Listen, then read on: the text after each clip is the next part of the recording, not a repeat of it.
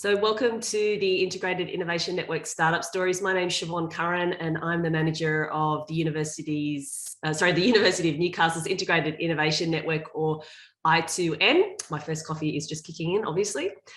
Before we jump into our event, I'd like to acknowledge that I'm hosting this virtual event from the lands of the Awabakal and Warramai people. I also acknowledge the traditional custodians of the various lands on which you're all joining us from today, and the Aboriginal and Torres Strait Islander people participating in this event. I pay my respects to elders past, present and emerging, and celebrate the diversity of Aboriginal people and their ongoing cultures and connections to the lands and waters of Australia.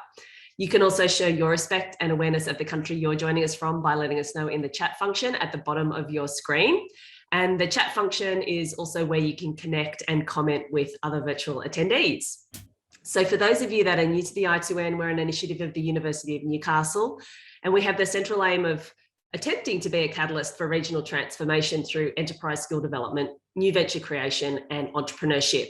So at the heart of the I2N is a strategically positioned entrepreneurship centre, which you can see in the screen behind me. It's in Newcastle CBD at Honeysuckle, and there we offer co-working facilities that are complemented by mentoring and a series of connection events like Startup Stories, and cohort-based programs covering individual enterprise skill development, pre-startup creation, new venture establishment, and acceleration. And we also provide innovation development for existing SMEs as well. All industry sectors are supported, and we extend beyond traditional tech-based startups to include social innovation and creative industries as well. So in just under, next month, November is our 5th anniversary. And with the support of the New South Wales Government's Boosting Business Innovation Program, we've welcomed more than 4,800 innovators and entrepreneurs from a range of different industries and sectors at any stage of their journey and regardless of their affiliation to the university to our doors.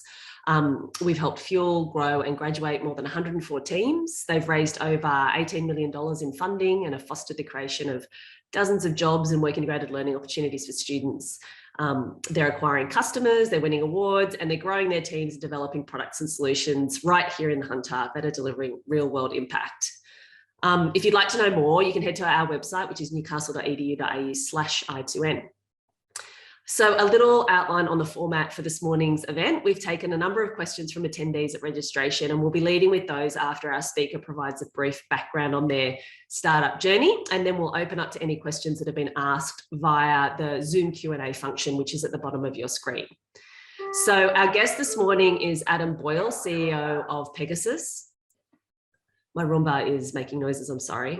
So our guest this morning is Adam Boyle, CEO of Pegasus, a software scale-up that provides workplace management solutions. This is Adam's return to Startup Stories. We actually featured him in October last year to share his journey at that point in time, but they've recently been acquired. And so we were really excited to be able to bring Adam back to talk about that particular step in the journey. So welcome back, Adam, and thank you for taking the time to join us at Startup Stories this morning. We really appreciate it. No worries. Thanks for having me again. If you want to share your slide deck and kick off, and then we'll follow up with some Q&A. Yeah, sounds good. All right, and I might start by thanking my good mate Harry Balding for helping me prepare this morning. So we, as Siobhan just said, it's been almost 12 months to the day. I think we were the 14th of October last year, where we came on and spoke about our recent funding transaction that we'd made with a Silicon Valley fund, Excel KKR, and it seems like the last 12 months has flown. We've probably got more to talk about in a 12-month duration than we've ever had. We kind of, I think last time I definitely spoke too much in the presentation section and didn't have enough time for questions at the end. I'll try and make sure that I make time for questions this time, but definitely a lot to talk about since this time last year. I'll just maybe recap on who we are and why we're here. We're Pegasus is a SaaS platform that connects our industries to our clients, and those clients to the workforce, and especially the contracted workforce, all the suppliers. So as you can imagine, as we say there in our value proposition, connecting a competent workforce, the supplier network within industry and especially across sectors is one of the best opportunities to gather a network effect in a software product. So a worker may work for many contracting companies or many suppliers. That supplier will work for many clients. Those clients will sometimes become joint ventures on projects, or they'll work for other clients, and they're all part of different industries. And in some cases, even the industries, especially here in the Hunter Valley, there's no better place where this is relevant. Industries like coal, ports, and rail often intersect and have all of those people working in the same network, doing similar things, but always something different. So for us, that was a great opportunity to solve a problem locally that was exactly the same problem that the rest of the world was having as well. So and as we say there, the typical use case for us is a client saying to us, I've got, I need contractors to come to my site who are inducted. They're, we've verified that they can do the work that we've asked them to do. Their employer has been pre-qualified as a competent company and a reliable company, and I need them to access my site in a controlled and ready work readiness format that we can reduces the risk for everybody. So most of our clients prior to us getting there would have had a team of their own people doing this. We've sort of taken over the onboarding of most of our clients' workforces, and they've kind of put that in our reliable and trusted hands, I guess. We came around. We started off in 1987 in Singleton, and we started off, I think, as like we say there, providing technical services to local mines. We were a surveying company that went into labour hire, that then went into training, and the problem that we kind of solved was a similar problem to the one that we were already solving through one of our managed services. So we basically had, we were inducting clients onto mine sites. Sorry, we were inducting contractors onto mine sites for, long before we were a software company, and we pretty much kicked on from that service, I guess, from as far as the software goes. Our first software product was developed around 2005 to help, as I said, to help that. We now have a workforce, a competent workforce across 250 clients, 700 sites, 70,000 contracting companies, and 3.5 million workers. And they're just ours. So when we talk about what our big brother now has, you'll see that we become one of the biggest, or if not the biggest, supplier network in the world. Christmas, so on 24th of December, actually, on 2019, we signed a deal with Accel KKR, who are a Silicon Valley investor, and we raised 28 million in funding to help us grow our business. And we were at that time, we'd set about a strategy to not only grow outside of our current region. So we were sort of targeting the US, the UK, and Europe, I guess, at that stage, where we'd already started and had some partnerships and some clients in all of those different areas. But we wanted to grow by acquisition, and we definitely wanted to grow our team. Prior to that, the company had a long history of good performance. So we were we'd grown sort of 25% year on year. We were, by the time, we got to presenting ourselves to most of these private equity and VC companies, we were very profitable, and which is, a hard slog to get to after, years of, nickel and diming everyone and being, being sort of hand to mouth for most weeks, and struggling to, in some cases, to make payroll. So we went through all of that and got to the other end when we were profitable, and decided that was the right time for us to go seeking funding where we thought we were valuable.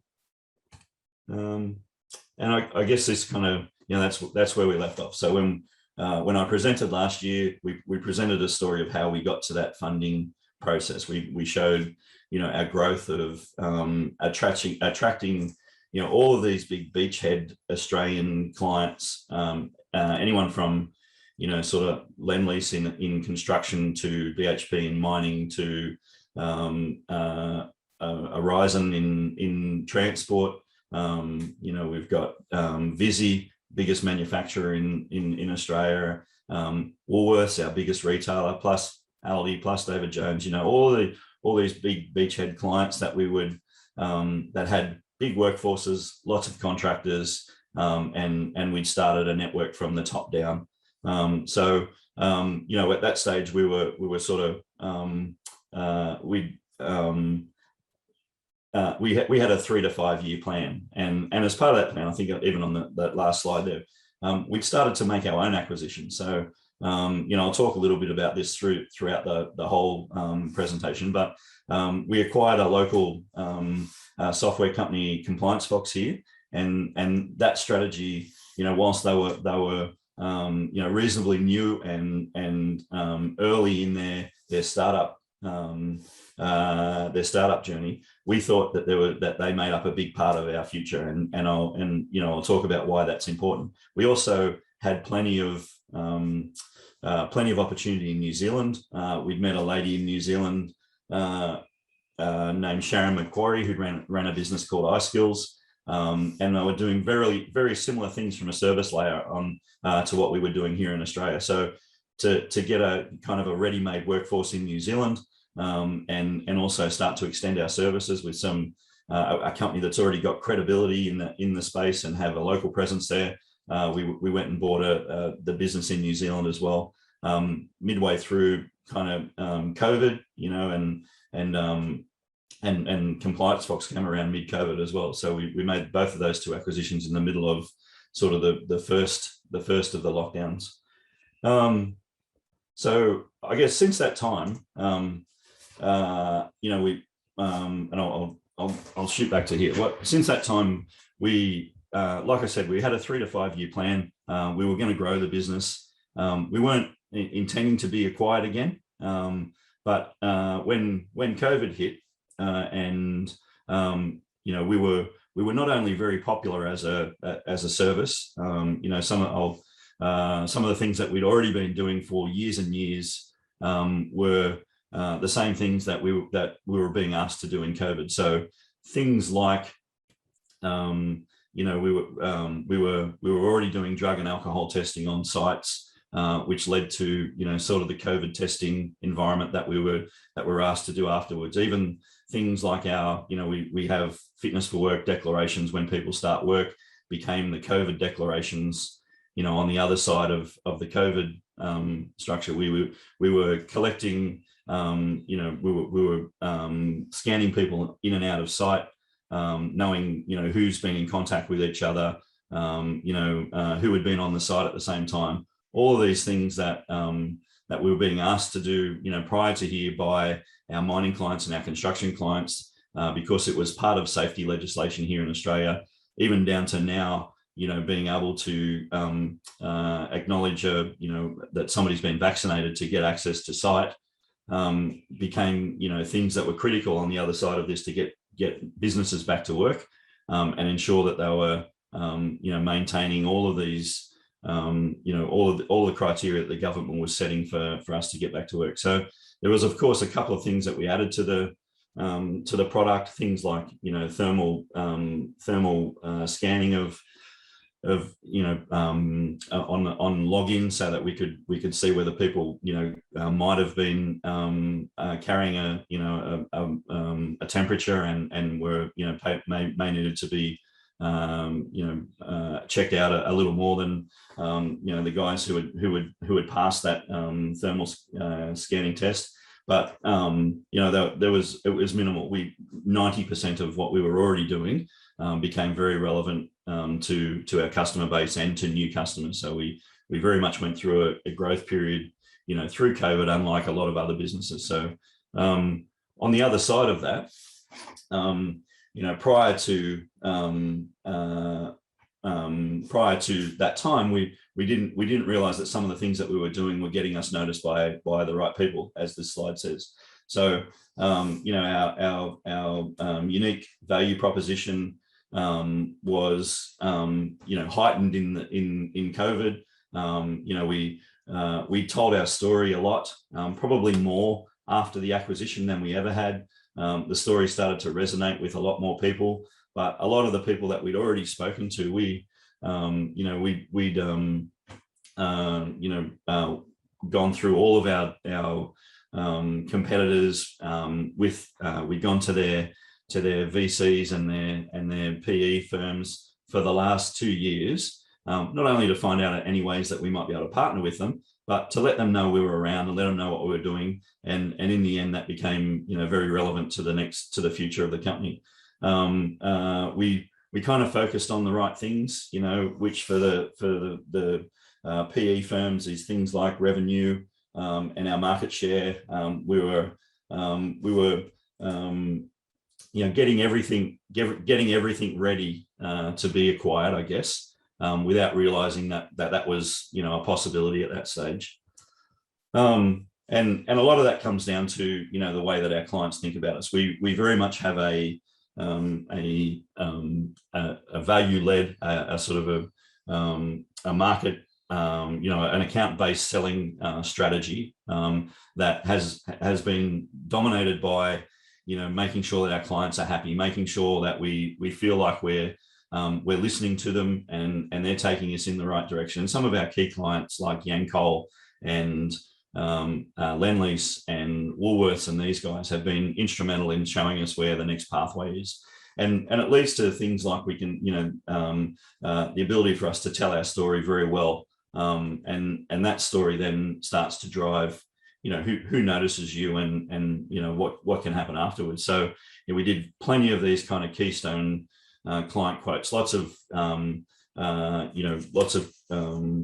case studies. We involve lots of our clients in references to new clients who wanted to hear the story about, which is not always good, but the story about how Pegasus has been able to help our clients manage through. And a lot of our clients would, told the story of us maturing, I guess, at that stage, in that, when we first started with them, we had a good idea. Sometimes the software wasn't as, didn't stack up. Sometimes the service didn't stack up. But we kept working at it. We kept listening, and in the end, we kind of got to a spot that both sides respected the work that had been put in over that journey. We did a lot of new client announcements. We were, as I said, we were very popular post-COVID, post the first lockdown, and we had lots of good stories to tell around new logos and extensions to existing accounts that we had. And we also, like I said, we did a lot of M&A activity. So we finished up, by the time we'd started on our next transaction, we bought 2 in that particular year, but we probably had, upwards at some stage of 8 and 10, of those opportunities on the go at the time. And that means that not only were we, interesting to them, but they were interesting to us. And you can only get to that point by marketing yourself well and being being able to relate to other businesses and them relate to us as well. So finding versus being found, and I think this is kind of an interesting or interesting looking backwards about how this happened, because it wasn't something that we strategically set out to do, but I think in the end, if you look back, you probably think that it was quite strategic, and maybe in the back of our mind, we thought this might have been a possibility down the track, but once we thought we had our a solid story to tell, we were promoting the business well. You catch the eyes of not only new clients but also potential acquirers. As I said before, we met with all of our competitors in Australia, and internationally. For the 12 months before the Accel KKR transaction, we traveled through the US and the UK and met with all of the big players in our space. Which is, at the time maybe seemed like an interesting thing to do. You're kind of opening up the hood a little to show them what's underneath, and with the opportunity, I guess they could very well have stolen some of our IP and our ideas and run with what they've done. But luckily enough, I think, and also the confidence that we had that we were a fair way ahead of everyone else. The reason we started to tell that story was because we wanted to say that. We wanted to say, look, here's what we already have. It's probably going to take you 3-4 years to get to where we are. Why don't you come and join with us and partner with us, and we can go on the journey together, was the original concept. And from there, we were found by a couple. We had a lot of activity through the COVID times. And like we said down the bottom there, you've got the ability to be on someone else's M&A list, which was interesting for us. It wasn't until we started talking to all of these competitors and their backing investors that they said, we've seen you on the last transaction. You show up on a lot of M&A slides in people's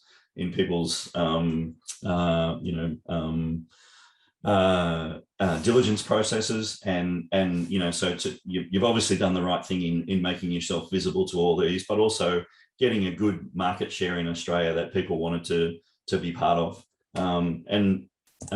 With that,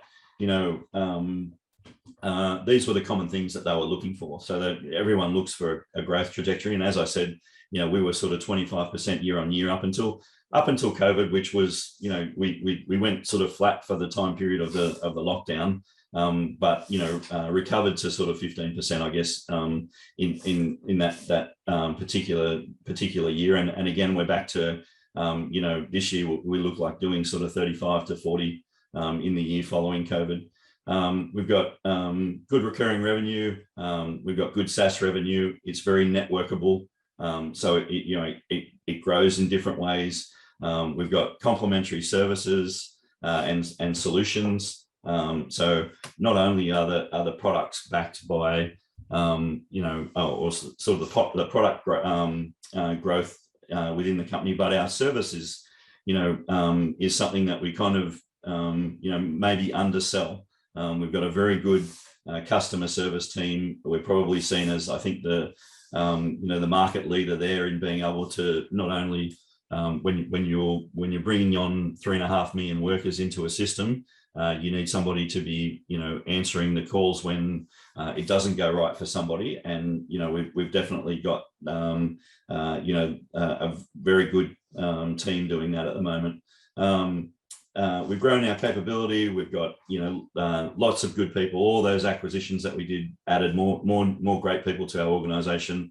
We brought on a new chief product officer in Adam Van Dyke. We brought on a new chief customer officer in Luke Boyle, who started to grow their own teams as well.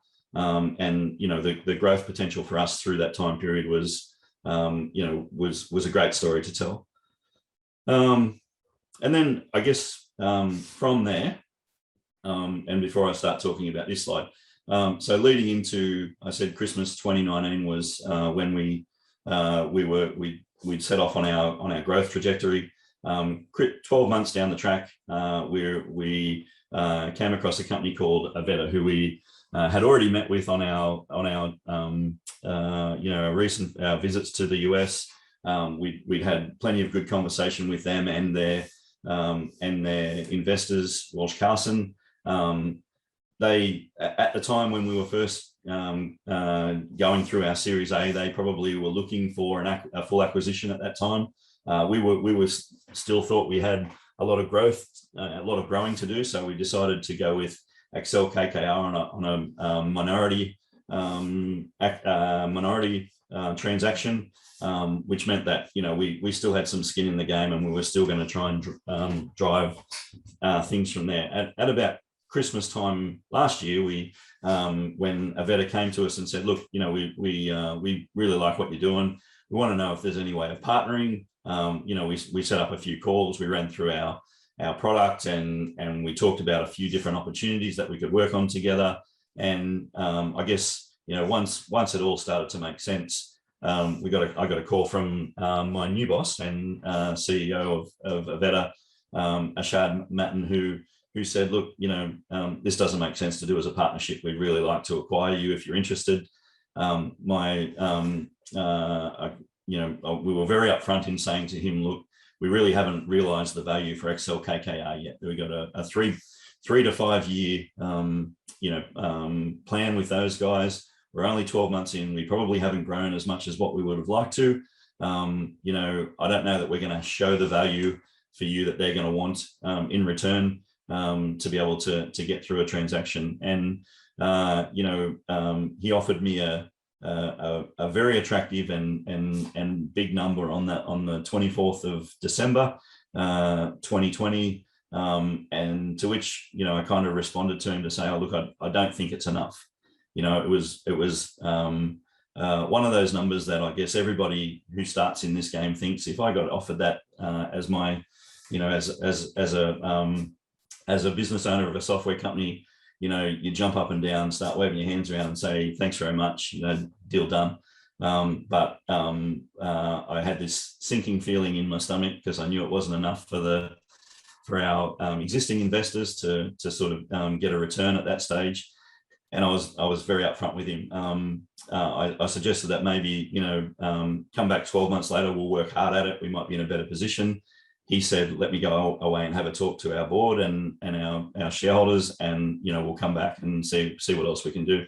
About 8 days later, he came back with a number that we settled on.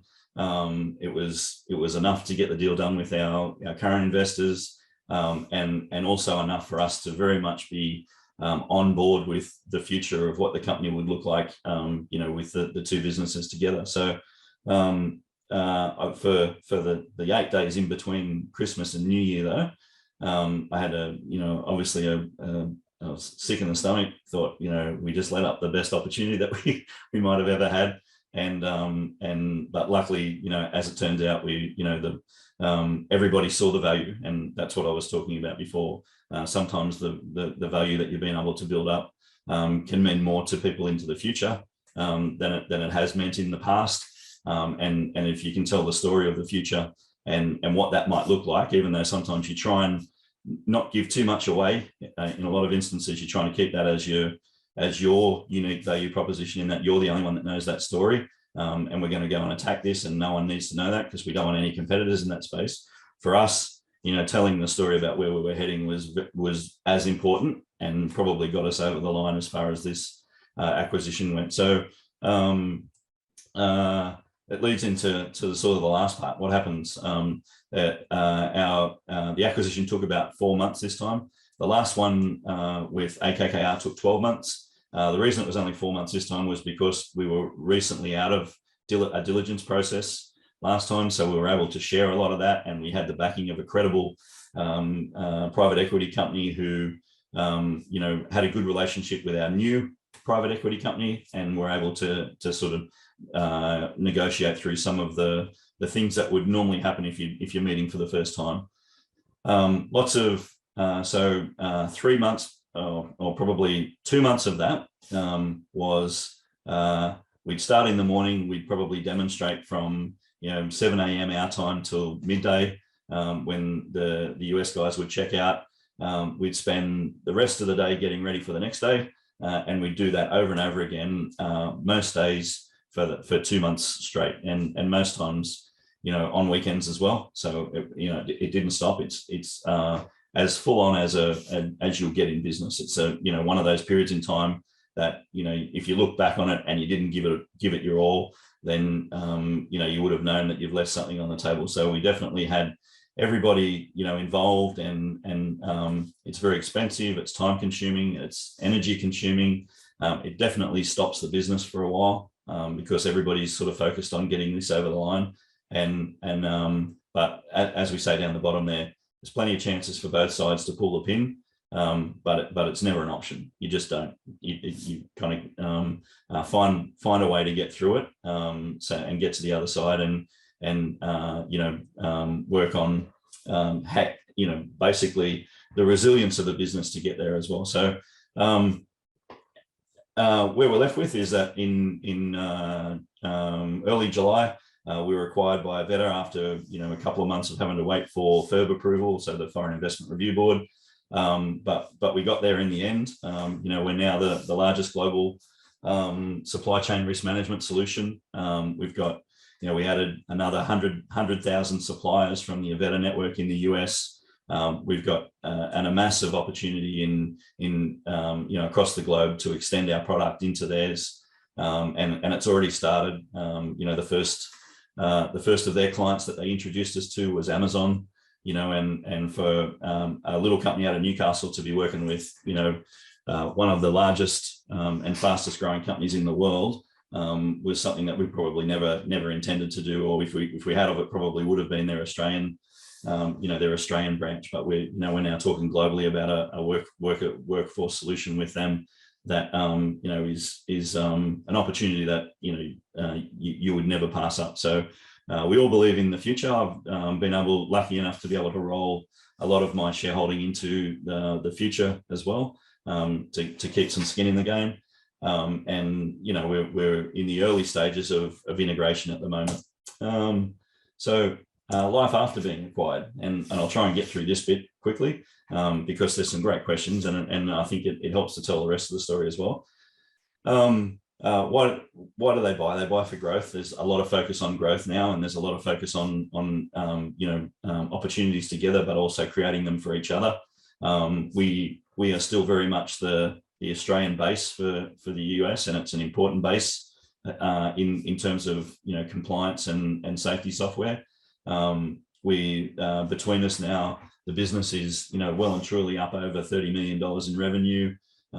We're sort of pushing to get to 40, close to 40 next year. So we've got big plans for growth in the next 12 months. Even with some acquisition, it may end up a lot more than that.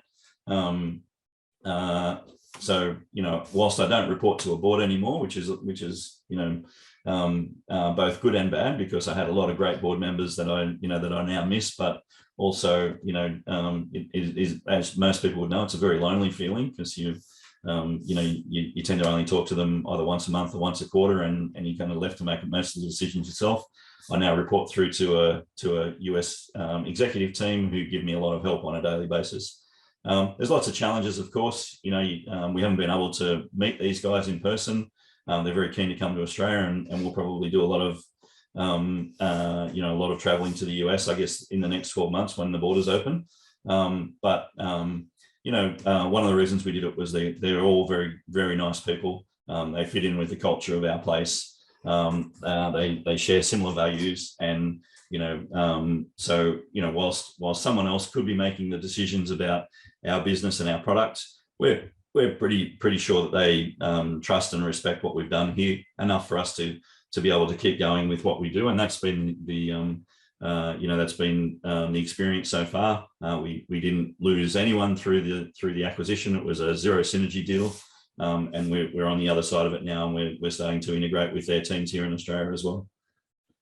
I think that's about it. A reason I didn't sort of go too far into the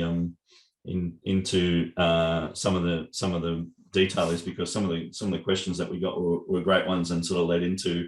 I didn't want to sort of talk about those things in my presentation before we got to the questions. So, how's that? Is that good, Siobhan? That's fantastic. Yeah.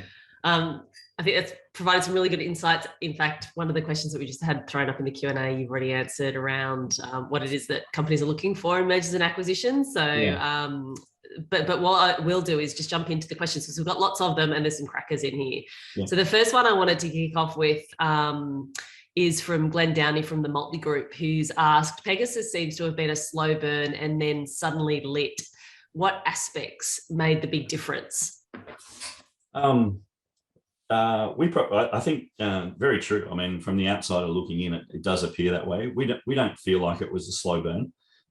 Things moved. You talk to any of my staff, and they'll say, there was never a dull moment at Pegasus, good and bad. We put a lot of pressure on ourselves to grow. We were, like I said, we were sort of 25% year-on-year growth. I think one of the things that we always talked about was that we kind of underestimated our own story. We didn't think we were that interesting. We were going through, we knew we were doing something really good. But it wasn't until Craig Jones joined our board, who was a seasoned chairman, and had links through to private equity in the US. He worked for Francisco Partners, that we kind of realized, this is a little bigger than what we originally thought it was going to be, and these guys are really interested in us. I think I've said it a few times. Australia is seen as a future first kind of, especially in safety, but software, region, in that you can get to a critical mass here in Australia very quickly and prove out a concept quicker than you can in the US. To try and get a whole industry in a system in the US would be an absolute, miracle or nightmare. But, in Australia, we did that in, 2 or 3 times before we went and sold ourselves. And it's kind of, it's what people try to do in state-based software companies over in the US, I guess. So, we didn't think it was slow, but in the end, it moved quick. Once we started to expose ourselves, we could see that the interest was there. The market had started to consolidate a little bit, so we knew it was the right time. And also, things like COVID became drivers around why it was the right time, because we couldn't travel. We still had plans to grow outside of Australia. We sort of had to take a different approach, when we started to think about it, which was around partnerships. And it was kind of those discussions that led to, the final acquisition, I guess, in the end. I love how you describe the future first philosophy. A lot of people, or at least people within Newcastle, know that the Hunter region itself is actually quite a good petri dish of the Australian demographic more broadly. And I know that tiny teddies, so from like a fast-moving consumable goods point of view, lots of companies will test market as test product in the Hunter region before it goes anywhere else. So tiny teddies, the polymer banknotes, the cafe was first tested in the Hunter region to see whether or not it would work more broadly across the country. And so it's kind of interesting to then take the lens that SaaS would actually prove itself in Australia as a first market before then expanding into other countries. I haven't really thought about it like that before, but that's a really interesting concept. And we're blessed to have great industry around here, that you can prove some of these concepts, but you're close enough to go and spend time on the coalface to be able to see how it happens. Part of the pun. Making a difference, And the other interesting thing that I draw from that comment too was you didn't know how good you were. And we kind of see that a lot with hunter-based companies, is that some of them are, they're exporting, they've got a name within their very specialized field or industry, like internationally, but people HunterNet will probably know who they are, but generally speaking, most other business owners in the region won't know that these global companies are just down the road in the industrial park at Singleton.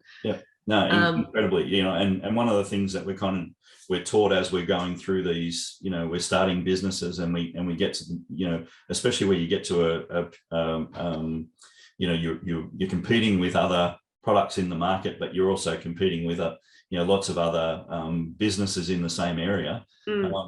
You protect everything. You don't tell your story enough, because you're trying to make sure that nobody else copies you. And it's not until you get a level of confidence that you're a fair way ahead, or you've got something that's unique, more so, that you start to tell your story more. And by doing that, it generates interest down the track that you probably didn't know. Like, we wouldn't have, when we first started telling our story, it was to partner with guys in the US so they could pick up our product. And we never thought, it would be valuable enough to them to offer us a substantial amount of money that would, be the thing that would sort of drive this to the end of the acquisition. So definitely, telling the story and being proud of your own story enough to be able to tell it over and over again. I can't stress that enough. You got to get to that point in time as to when you're happy enough to go and share and feel like that it's for the best interest of not only the business, but your forward growth as well. That leads into a really interesting question from Arvin from Enable PS, who's asking, how has Avetta's acquisition shaped up with your strategy and future growth of the company? Yeah, no, it's very, very well aligned, and that was one of the key drivers. We have never had as good an opportunity to grow our business especially North America, as what we do right now. And, we've already got some massive opportunity, like I talked about the Amazon one before, massive opportunities with huge companies in the US. Avetta have got, we have 150, large customers here in Australia.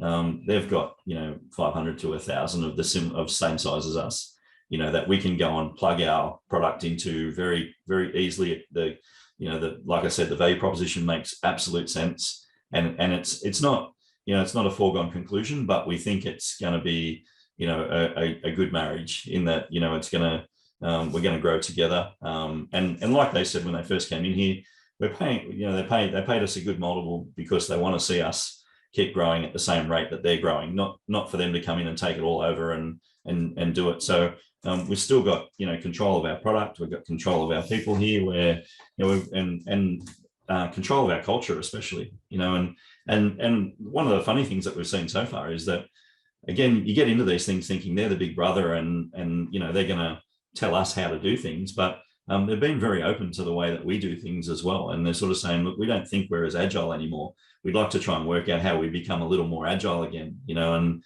you've been able to maintain that agility and as well as the culture. So, we're starting to have, conversations about best parts of both at the moment, which is good. That's interesting to think about what Avetta's reasons were for acquisition, and if something like that played a little bit of a role in bringing in a sort of a fresh company that's still at that growth stage, to try and bake in back into some of that culture. And that's a question we've got actually from John O'Brien in the Q&A. What's the strategic plan to maintain culture and the same values-led services post-acquisition? It's tough. It sure is. Yeah, it sure is. But I think staying in front of it, same as what we did before, all of this stuff takes planning. And if you can tell the right story back over the other side of the fence about why maybe Australia is a little bit different, or, why our business in particular was a little bit different. These guys don't move in the worker space. So, they've kind of been around the supplier space for a long time, and it's a different landscape. On any one day, we got 1.5 million cards in the Australian on work sites, that at any one day, one of those guys who walk up with a card could have trouble when they try to get onto site. And those guys are going to call us in the first place to get on there. And that's not something they've experienced before. So it is, it's definitely a different landscape and a different region. And we've been able to, articulate that back to them very well, so that they respect that. And again, they've been very welcoming of those conversations as well, and how they learn off us. Another question we've got here from Brad Perkins at Leading Edge Data Centers is, how has the integration of the two companies been so far, and what's left to do? Yeah. Hi to Brad. We lots left to do. It's been exciting, because everyone's, it's like meeting a part of the family that you haven't met before. It's challenging. Things in the US are different to Australia, and that they do business different to the way that we do. And, we're starting to see those differences, but also appreciate them on both sides. It's definitely been eye-opening, and interesting, so there's always, like I said before, you're always expecting to be kind of taken over a little bit, but in some ways now, we very much see that they want to collaborate with us, not sort of come in and tell us how to do things properly. So like I said before, it was a zero synergy deal. We've grown in numbers as far as our people here in Australia. We're about to meet our Sydney team for the first time. We've been in lockdown since the acquisition finished. So, there's 25 guys in Sydney that we haven't even met yet, let alone the guys from the US. So I think the guys are jumping on a minibus next week and coming up to Newcastle, which is going to be cool. But yeah, lots to do. So if we could put a percentage on it, I'd say we're probably 25% of the way through of all the things that made sense to start with. But it'll probably accelerate after Christmas when COVID reopens and people can start to do things a lot more in person, I'd imagine. Yeah, it's interesting to see how COVID and the border lockdowns actually kind of give you time to breathe a little bit, like the space to actually get everything sorted in your home base before you start the frantic travel and the time zone stuff and all the meeting and the greeting. That's right. No, it does it, and we're pretty focused now on what needs to happen afterwards. I don't think we probably would have been if COVID hadn't come around, but at the same time, maybe it hasn't moved as quickly as what we would have liked as well. So you take the good with the bad. I think you got to at this time in life, that's for sure. I've got a question here from Stefan Shalop at the University of Newcastle, who's asking, what is Pegasus generally planning for the next 5 years? Yeah, cool. That's a good question, Steph. Growth. So obviously, we've got, we want to, when we first started, and this has been difficult to explain to everyone because we, even personally, I never thought that this kind of opportunity would come around for us, and for me.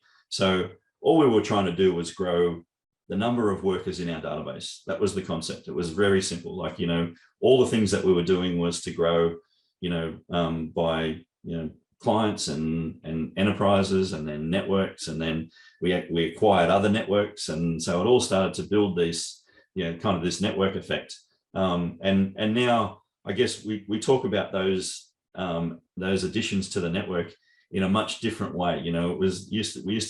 We still do. I mean, we still celebrate every new logo that comes in, but now we're acquiring businesses that have got, plans for their own new logos. And so the network can, double in size very quickly if you make the right acquisition. So growth through new regions, new industries, partnerships, new clients, obviously, and new logos, and by acquisition. Definitely product innovation. So we're really concentrating on the experience. The Compliance Fox acquisition for us was the opportunity to do a bottom-up kind of view of the world rather than the top-down approach that we've had for years, which will be very exciting for all those suppliers who, never really wanted to do what we were asking them to do in the first place, but joined in because their clients were asking them to do. And we've not always given them the best experience. So, we're now, we've got a great plan to release a product called Workforce in the new year. That's come off the back of the Compliance Fox guys, and they've done a lot of hard work to integrate that into our landscape. And we're really excited about, this product that'll be very valuable, not only to those suppliers, but our clients as well, in that they can offer a product free for our suppliers to use. Kind of mimics the things that they do at a very high level, and something that usually costs a lot of money for, if they were to come and try and get an agreement with Pegasus normally.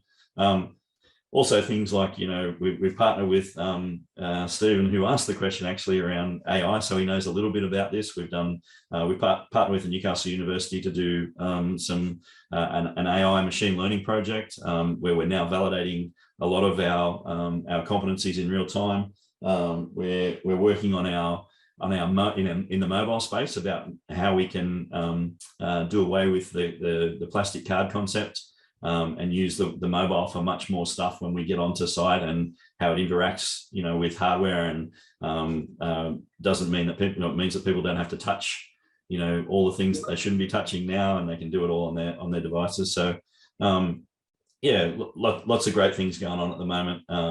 Plus, we want to become the largest supplier and workforce software company in the world. So, that's the plan for everybody. We're half of that, and a big half of it. We've got the potential to be the biggest half when it all comes around. So, we're very focused on that part. So that mission that you just described, then, when did you start thinking that was your mission? And then when did you start thinking, oh my God, I think we can actually do this? Maybe 2 years ago, I think, was probably the reality. And it was when, we were, so Craig and I traveled through the US and the UK back and forth and met all the competitors. And you kind of realized how, not fragmented it was, but how everybody concentrated on specific areas and spaces, and we were across most of them. And we thought, we can kind of help pull this together, in the end. And when all of these things start to consolidate, there's the opportunity for us to be the main player in this workforce safety space. We kind of set about that strategy and aligning ourselves with the right places to be at the right time when these things came around. And the Avetta acquisition was exactly that. We were in the right space at the right time. We'd already spoken to them. They were very aware of what our future looked like. We knew what theirs looked like. And the two things were kind of a no-brainer in the end. It completely made sense. So, now it's time to sort of execute, which is good. Just going back to the partnership that you've got with the University of Newcastle, so it's a research collaboration. When did you know that was the right thing to do? We have a lot of SMEs in Australia. Most companies are SMEs, and there's a reputation within Australia that industry and universities don't engage very well on R&D collaborations. How did you come around to making that decision, and when did you know it was the right time to do that? Maybe after the Accel, I think it just opens up opportunities. We probably became, I don't know anyone had ever seen me speak on a webinar or a podcast or anything like that prior to that acquisition, and all of a sudden, I've done lots of this now, and so you're telling the story a lot more, and a lot more people are interested in your story.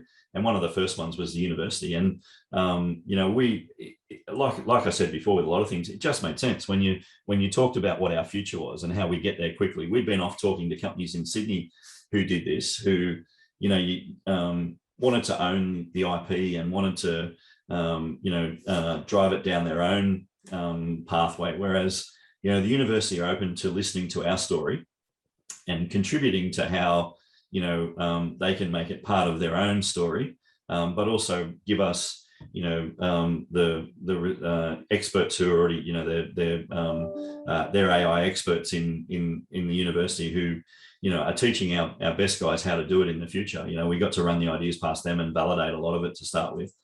We then got, we've got, I think, three university grads in the team now, who got started on the project with us and will now take it forward for us and hopefully stay with us for a lot longer than the end of the graduation program. But we're starting to get more into those. We've got a great university here. We've got great industry that connects us through to these problems that we need to solve. And there's some really good programs within the university to be able to enable that. Dave Fleming, who was my original boss at SGS, actually, when I first started there, put together this deal for us and with the university, and we couldn't speak highly enough of it now. Yeah, Dave's a bit of a gun when it comes to innovation connections, that's for sure. Yeah. It was good that I didn't have to explain the concept to him either. He explained it to me in the first place. So. Yeah, nice. Yeah. It's so important to have those connectors in the community, in the industry and the ecosystem that help with bridge those gaps. We might have time for one last question. This one's from Andre Pinkett in the Q&A, and he's asking, when you received the initial acquisition offer on the 24th of December, did you make the decisions by yourself that it wasn't good enough of an offer at the time, or did you involve your board in the decision? At that time, I'd already had the conversation. So, and I was lucky to, Craig Jones, who was our chairman at the time, has been a great mentor for me. And sort of, again, he's seen all of this stuff happen before. So we'd already had the discussion. We knew there was an offer coming. He said to me, let's go back and talk to the Accel guys about what their number is, and so we'd already had those conversations. I didn't really say to them that I was going to either accept or decline or what might happen afterwards. They had confidence in the way that I would handle it as well. So when we had the conversations initially, I thought it was the best, the best strategy for me to say to them, look, I don't think that's going to get across the line, and let's try and work on another way.